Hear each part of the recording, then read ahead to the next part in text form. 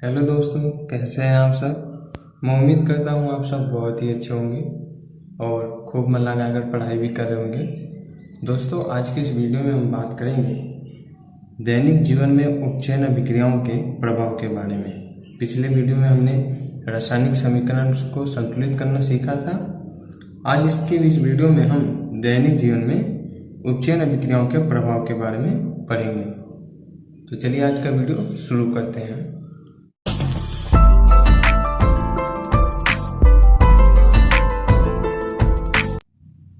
दैनिक जीवन में उपचयन अभिक्रियाओं के प्रभाव, इसमें पहला बिंदु है संक्षारण। ओरिजन क्या है?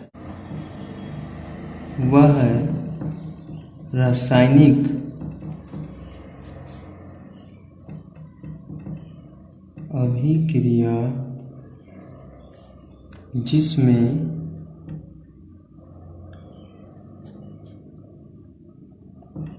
वायु की नमी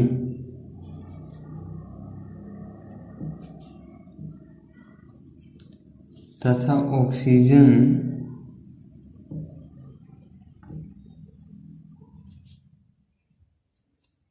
के प्रभाव से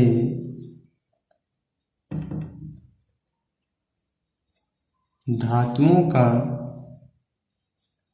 क्षय या ह्रास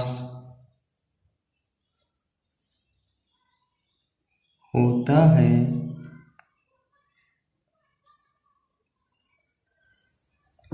धातुओं का संक्षारण कहलाता है। वह रासायनिक अभिक्रिया जिसमें वायु की नमी तथा ऑक्सीजन के प्रभाव से धातुओं का क्षय यानी नुकसान होता है, उसे हम क्या कहते हैं? संक्षारण कहते हैं। आपने देखा होगा बहुत सारी ऐसी वस्तुएं होती हैं, लोहे की वस्तु होगी और भी कोई धातु की जो वस्तुएं होती हैं, उन्हें जब वायु में खुला रख दिया जाता है तो उन पे भूरे रंग की एक परत लग जाती है, यानी उनका क्षय हो जाता है।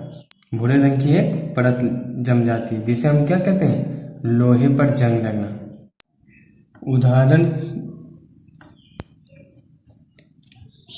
उदाहरण की बात करें, लोहे पर जंग लगना। लोहे पर जंग लगना संक्षारण का उदाहरण है। तांबे का हरा होना। तांबे का हरा होना।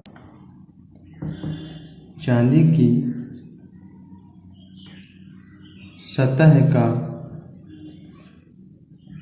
काला होना। ये सब क्या है? संक्षारण के उदाहरण है। आपने घरों में देखा होगा कि लोहे पर वस्तुएं जो होती है, लोहे की वस्तुएं, उन पर भूरे रंग की, लाल भूरे रंग की क्या परत चढ़ जाती है, जिसे हम क्या कहते हैं? लोहे पर जंग लग गया। तांबे के बर्तन देखे होंगे आपने, उन पर हरा हरा रंग का क्या हो जाता है? परत चढ़ जाती है, जिससे तांबे का रंग हरा हो जाता है।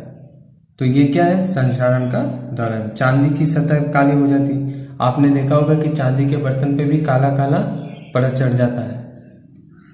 तो ये सब क्या है? संक्षारण। लोहे की बनी वस्तुएं जो होती हैं, लोहे की बनी वस्तुएं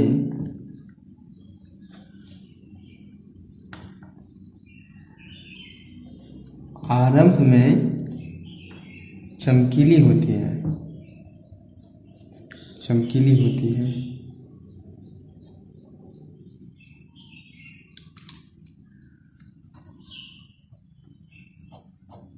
क्या होती है? आरंभ में चमकीली होती है, लेकिन कुछ समय बाद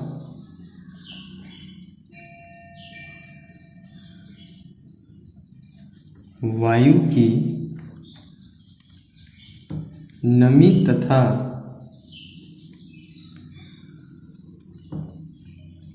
ऑक्सीजन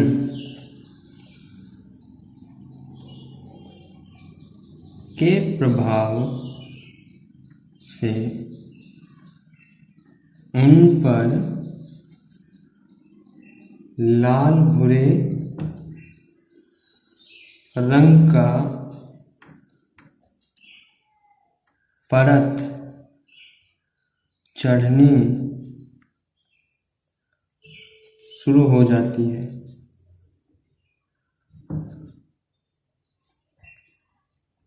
इसे लोहे पर जंग लगना कहते हैं। लोहे की वस्तुएं पहले तो किस रंग की कैसी होती है? लोहे की वस्तुएं पहले चमकीली होती है, लेकिन कुछ समय बाद क्या होता है कि जैसे ही वो वायु की नमी या ऑक्सीजन के संपर्क में आती है तो उन पर लाल भूरे रंग का परत चढ़ना शुरू हो जाता है, और इसी को हम क्या कहते हैं? लोहे पर जंग लगना कहते हैं। तो अगला टॉपिक संक्षारण के नुकसान।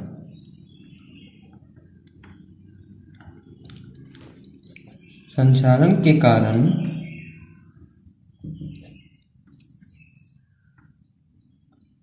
कार के ढांचे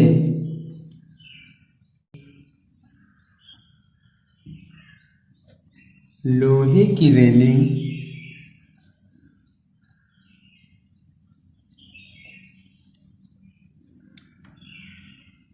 जहाज तथा धातु विशेषकर लोहे से बनी वस्तुओं की बहुत क्षति होती है। संक्षारण के कारण कार के ढांचे, पल, लोहे की रेलिंग, जहाज तथा धातु विशेषकर लोहे से बनी वस्तुओं की बहुत क्षति होती है। अगला टॉपिक संक्षारण से बचाव, कि इसे कैसे बचाया जा सकता है, इसकी क्या क्या उपाय कर सकते हैं हम कि संक्षारण से वस्तुओं को बचाया जाए। पहला पॉइंट है संक्षारण से बचाव करने के लिए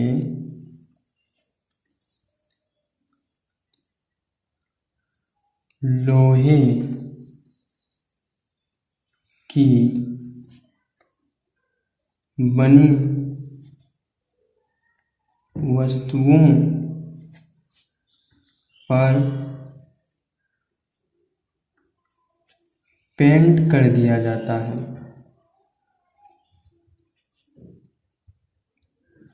लोहे की जितनी भी वस्तुएं बनती हैं उन पर क्या करते हैं? हम पेंट कर देते हैं, जिससे लोहा जो होता है, जिससे लोहा सीधा वायु की नमी और ऑक्सीजन के संपर्क में नहीं आता। जब हम उस पर पेंट कर देंगे तो क्या हो जाएगा? वो वायु की जो नमी और ऑक्सीजन होगी उसके संपर्क में नहीं आएगा और जंग लगने से बच जाएगा। जंग लगने से बच जाएगा। तो पहला बचाव क्या है संक्षारण से? कि जितनी भी लोहे की वस्तुएं हैं उन पर हम क्या कर देंगे? पेंट कर देंगे, पेंट करने से क्या होगा कि लोहा जो होगा वो सीधे वायु की नमी और ऑक्सीजन के संपर्क में नहीं आएगा और जंग नहीं लगेगा। तो इस प्रकार हम लोहे की वस्तुओं को क्या कर सकते हैं, संक्षारण से बचा सकते हैं। अगला बिंदु है अधिक अभिक्रियाशील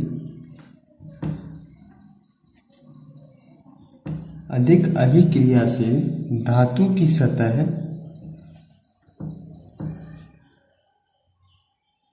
कुछ धातु क्या होती है, बहुत ही अधिक अभिक्रियाशील होती है।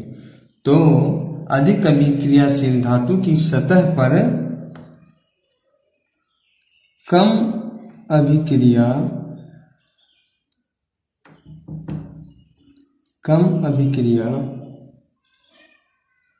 अभिक्रियाशील धातु की परत चढ़ाई जाती है।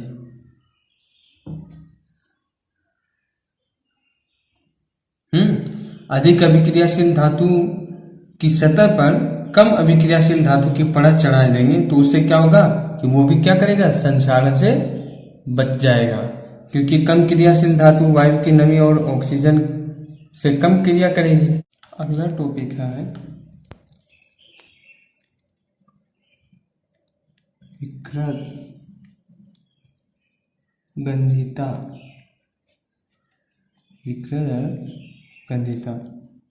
रेंसिडिटी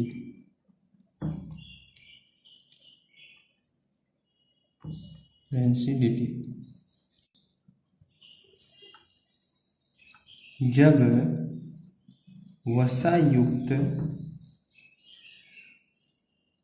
अथवा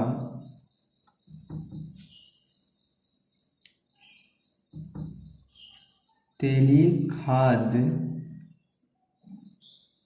सामग्री को अधिक समय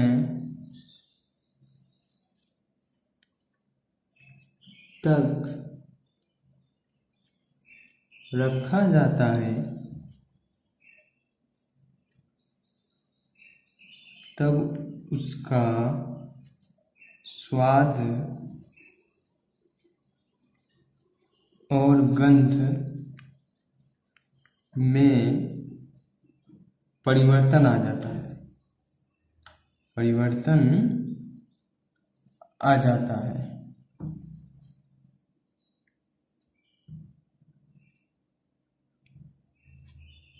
क्योंकि वायु की ऑक्सीजन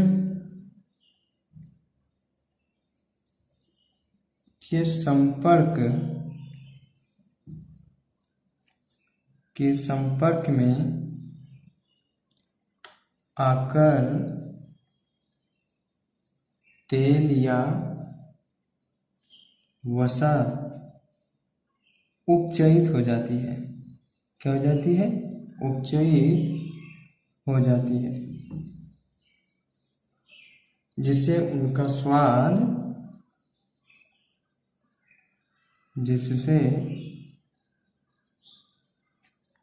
स्वाद और गंध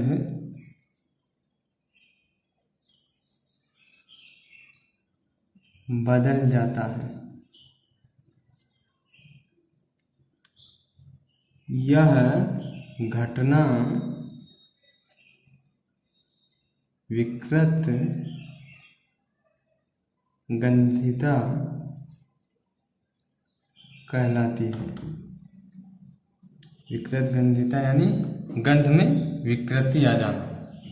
जब क्या होता है, जब वसा युक्त अथवा तेलीय खाद्य सामग्री को अधिक समय तक रखा जाता है, कोई भी वसा युक्त जो पदार्थ होता है, खाद्य सामग्री, जब उसे हम अधिक समय तक रख देते हैं तब उसका स्वाद और गंध में क्या हो जाता है, परिवर्तन आ जाता है। ऐसा क्यों होता है? क्योंकि वायु के ऑक्सीजन के संपर्क में आकर तेलीय पदार्थ जो होते हैं वसा युक्त, वो क्या हो जाते हैं, उपचयित हो जाती है। उनमें क्या होता है, उपचयन अभिक्रिया हो जाती है, जिससे उनका स्वाद और गंध दोनों ही बदल जाता है। तो इस घटना को हम क्या कहते हैं? विकृत गंधिता कहते हैं।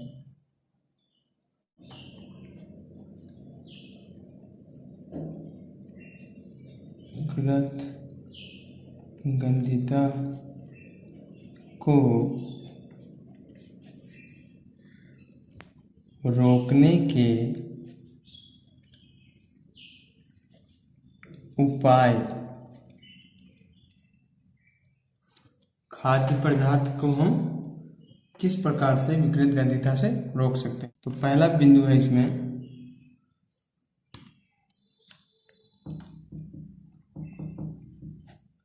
तेलीय और वसा युक्त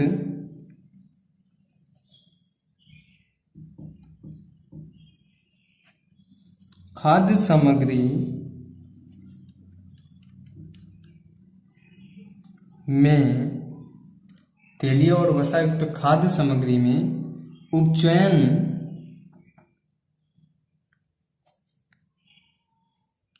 को रोकने के लिए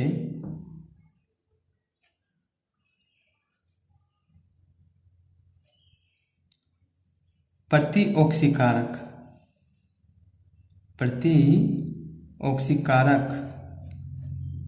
मिलाए जाते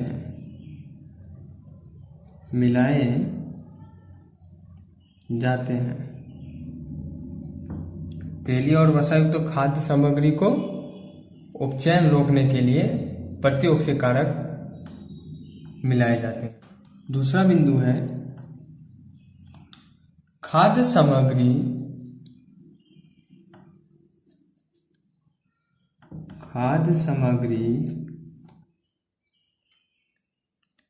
को वायुरोधी बर्तनों में रखा जाता है। जितने भी खाद्य सामग्रियों को उनको कौन से बर्तन में रखा जाता है? वायुरोधी बर्तन में, जिससे उपचयन की क्रिया क्या हो जाए? धीमी हो जाए। उपचयन की क्रिया धीमी हो जाती है। वायुरोधी का बर्तन मतलब जिसमें वायु प्रवेश ना कर सके।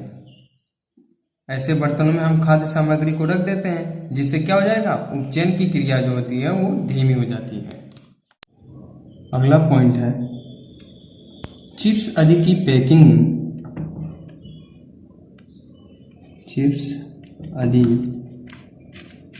Packing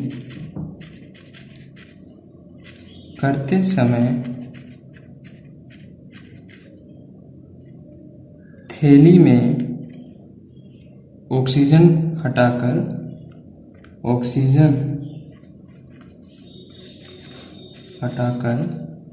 nitrogen